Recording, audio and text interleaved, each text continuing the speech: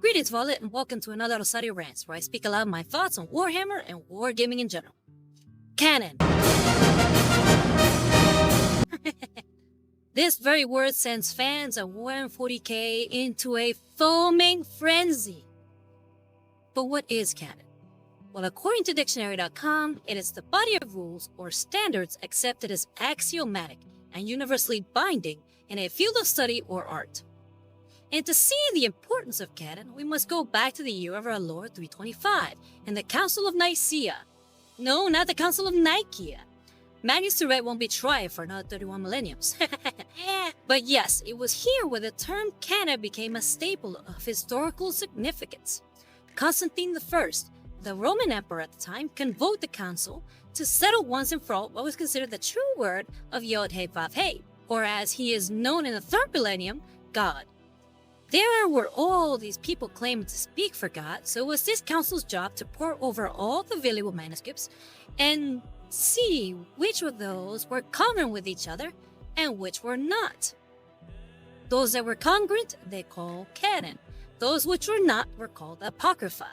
Those manuscripts which were considered canon were then assembled into the book now known as the Bible. Here endeth the lesson. Canon is the glue that holds a narrative together.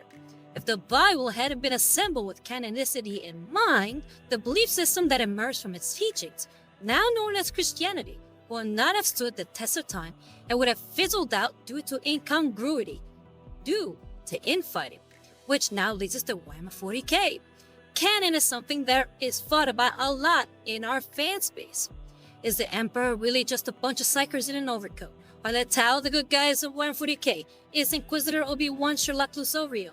Are Gilliman and Ivrain dating? Is Yarrick really dead? Have there always been female custodians? And I'm sure that's just the tip of the iceberg. We're always arguing about something.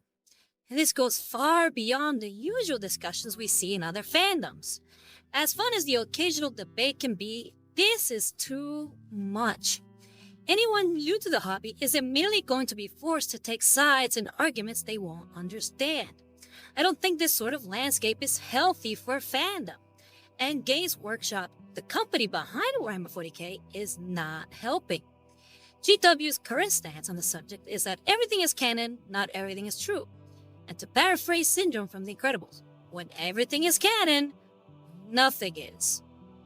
Unfortunately, GW's stance just adds fuel to the fire. Contested ground is ground for battle. And it doesn't help that they're the reason for the arguments in the first place.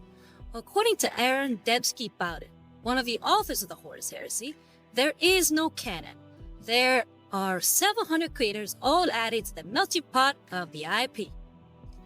It seems GW has never heard of the old English adage, too many cooks boil the broth.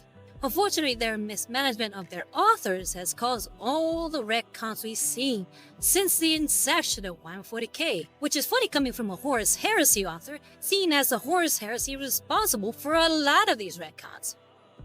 Every time you retcon a written work, a tiny crack forms onto its foundation. And with all the retcons over the years, the cracks are really starting to show. And as a counterexample, Warhammer Fantasy was nowhere near this incongruent. So the reason I love canon is that it adds stability. It allows for stories that are cohesive with each other and gives fan speculation a framework to build off of. And as the old adage goes, good fences make good neighbors. Just like how fences amongst neighbors allows for clear delineation of what belongs to whom, canon allows for a clear understanding of what is and isn't Warhammer 40k, and gives a good frame of reference for fans. And having canon doesn't mean the end of headcanon. There's always secrets or mysteries that can be purposely created for the sake of fan discussion. But these must be made with forethought and a clear goal in mind. It also does not mean the end of homebrews. We see plenty of fandoms that sustain both canon and non-canon without much argument. People create OCs or original characters for properties like Dragon Ball Z, Naruto, My Hero Academia, Pokemon, and Sonic all the time. What canon does is give clear lines of demarcation and borders to an IP, Without it, we are forced to build battle lines and trenches. But what do you varlets think? Do you think there should be canon in Warhammer 40k? If not, why is that? And what is your favorite headcanon? I have been interrogator Rosario, had to say to Inquisitor Markham, the Order Hereticus, and I'm signing off from the Grim Dark Future. Bye-bye, Varlets, and remember that without the standard model, there is not but madness and chaos amongst the stars. Hey, if you like what you heard, then please feel free to say so in the comments, or hit me up on Instagram at RosarioUSArt. And don't forget that I stream every week on Twitch, which is also at RosarioUSArt. Come join the fun!